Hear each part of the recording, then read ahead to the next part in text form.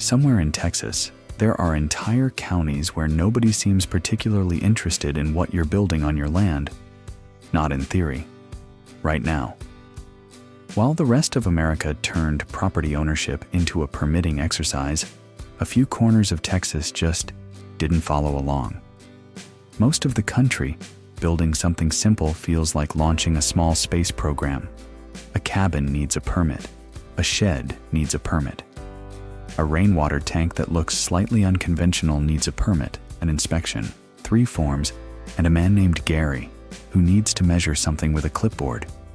Texas is different. Not everywhere.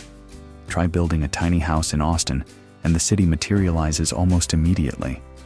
But scattered across the state are counties so remote, so sparsely populated, and so stubbornly rural that the regulations never quite arrived.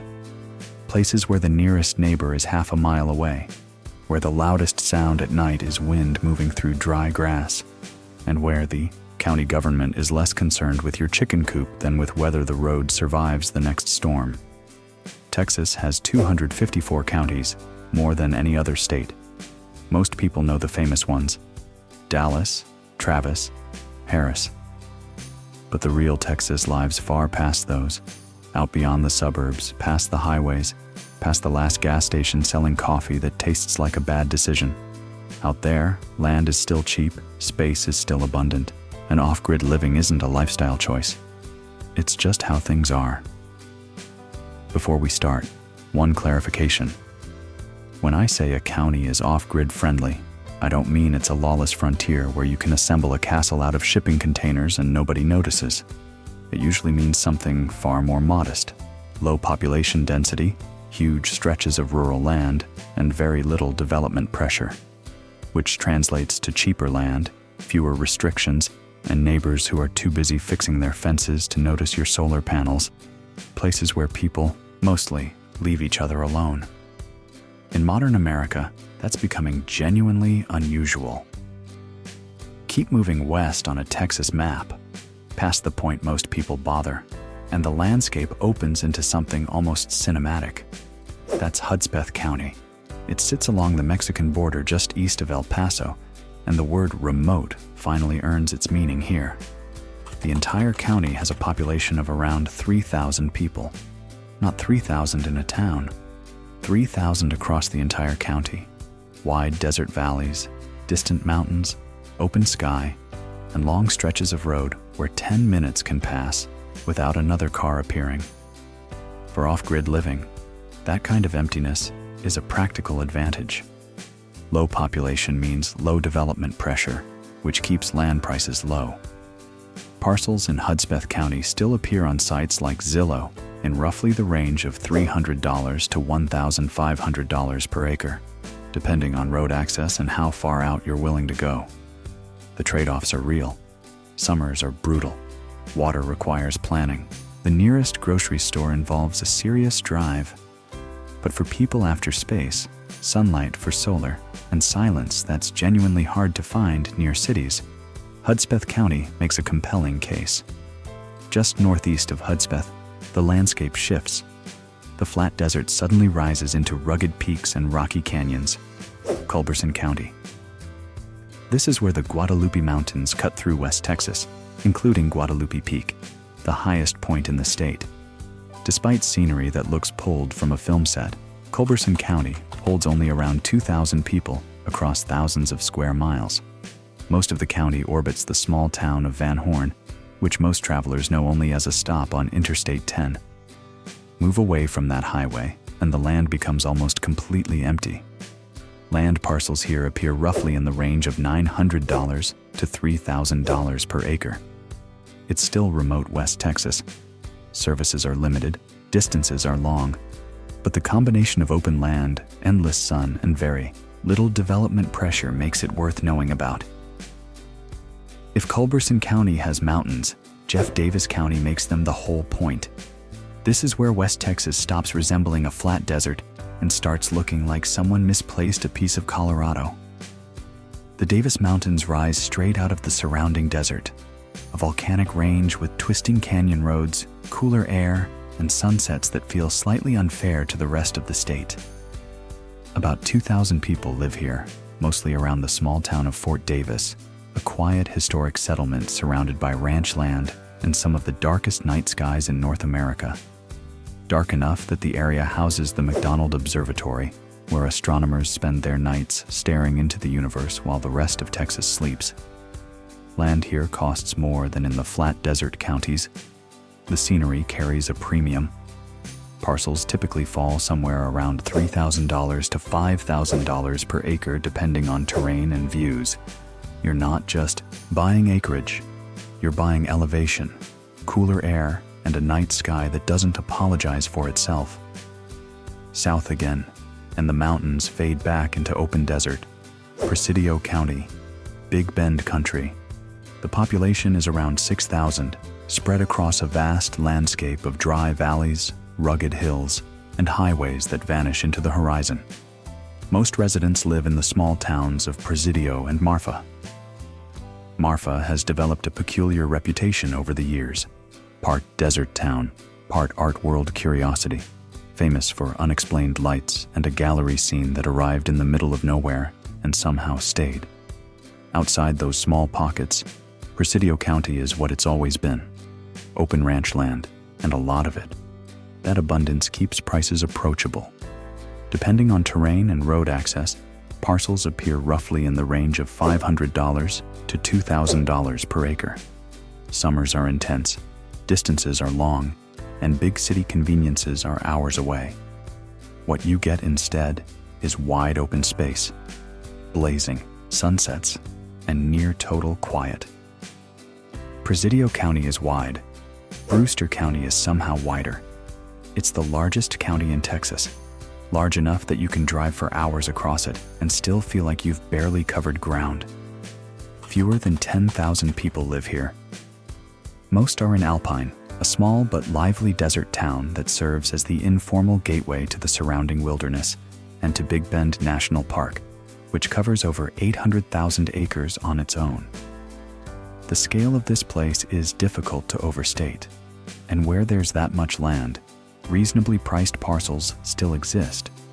Remote tracts without utilities can appear around $700 to $2,500 per acre, with properties closer to towns or scenic areas running higher.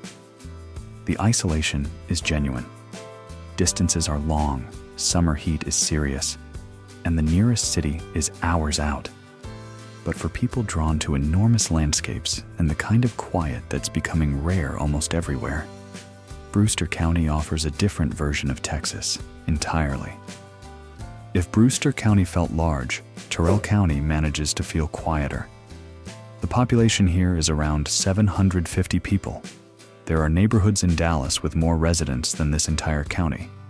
The county seat is Sanderson, a small desert community along US Route 90. And once you leave that road, the landscape returns to the kind of West Texas emptiness that feels genuinely untouched.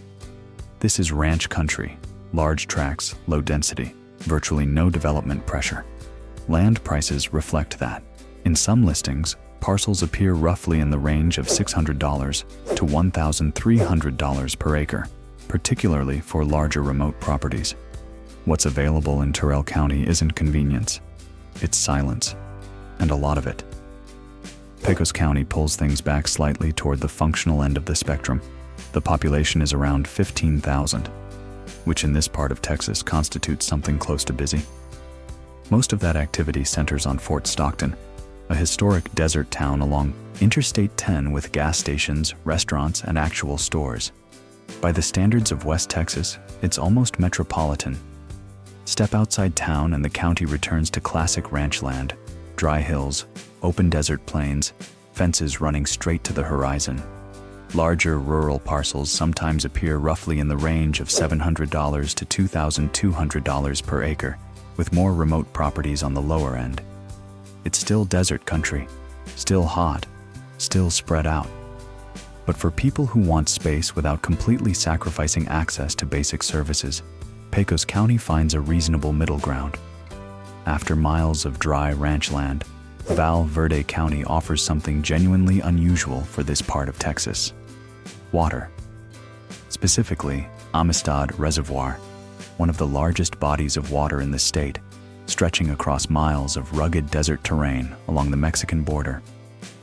The main town is Del Rio, a border community of around 35,000 residents, with the overall county population sitting near 48,000. That makes Val Verde one of the more populated counties on this list. But outside the town limits, the landscape opens back into wide hills and large ranch properties. Parcels in rural parts of Val Verde County can fall somewhere in the range of $1,200 to $3,500 per acre, depending on location and access. Some properties offer reservoir views or proximity to fishing areas and quiet shoreline. For anyone thinking about homesteading, that combination of open land and reliable nearby water is uncommon in West Texas. It's still rugged, still hot, still remote by most standards, but Val Verde brings something different to the table. Just north of Val Verde, tucked between the borderlands and the edge of the hill country, Kinney County exists in the way certain towns do, quietly, between more recognized destinations. The population is around 3,000, most of them in Brackettville, a small town with a courthouse, a few restaurants, some ranch supply stores, and no particular urgency. Outside town, the county is miles of rolling brush country, ranch land, and fence lines running into the hills. Land here isn't as cheap as the remote desert counties to the west, but it remains accessible. Depending on size and location, parcels often fall somewhere in the range of $2,000 to $4,000 per acre. Basic services in Del Rio aren't impossibly far. It's quiet, rural, and very much still Texas. Moving northeast, the landscape gradually changes. The ground rises. The brush thickens. The scenery starts looking more like the Texas people picture when they imagine rolling hills and open ranch land. Edwards County sits on the western edge of the hill country, where rugged limestone terrain, oak-covered valleys, and long winding ranch roads define the landscape. About 1,400 people live here, most of them around Rock Springs, a quiet ranching town with a few local stores, a courthouse, and the kind of slow daily rhythm that only exists in places that never got around to speeding up. Because this area is known for scenery and hunting land, prices sit higher than the desert counties farther west. Large parcels in Edwards County often fall roughly in the range of $2,500 to $5,000 per acre, depending on terrain and access. Still, compared to the hill country closer to Austin or San Antonio, this area remains genuinely quiet. Fewer subdivisions, fewer tourists, and considerably more open land. 10 counties, one consistent thread. Space measured in miles, not square feet. Desert valleys, mountain ranges, reservoir shorelines, brush country, limestone hills. The landscapes shift, but the underlying quality stays the same. These are places where development pressure never really arrived, and where that absence shaped everything else. The land prices, the pace, the way people tend to leave each other alone. None of them are perfect. Summers are hot, distances are long, and convenience is relative. But that's also what kept them this way. Development follows comfort. These counties never became comfortable enough to attract a crowd, and most of them seem fine with that. Land here is part of a different kind of life, where the sky feels bigger, the roads feel emptier, and building something for yourself doesn't automatically start with a permit application. Texas is still enormous. Most of it is still quiet, and in places most people never think to look, it's still waiting.